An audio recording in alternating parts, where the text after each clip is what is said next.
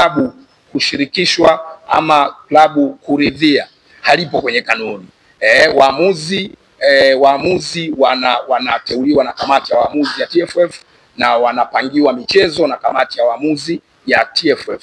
Kanuni ya 39 ibara ya 8 kama sio 9, siko sure sana hapo, inaeleza sasa kwamba kama klabu haijaridhia maamuzi ama haijaridhishwa na maamuzi, maana yake baada ya mchezo ina siku 3 za kutoa malalamiko yao. Kwa hiyo hakuna sehemu inayotoa nafasi kwa klabu, kiongozi au yoyote kuzungumzia muamuzi kabla. Kanuni hiyo ya 39 ibara ya 8 kama sio ya 9, siko sure sana, inaelezea pia sasa kwamba kiongozi, mchezaji, kocha au mtu mwingine yoyote haruhusiwi kumkataa muamuzi aliyepangwa na kamati ya waamuzi ya shirikisho la mpira wa miguu Tanzania.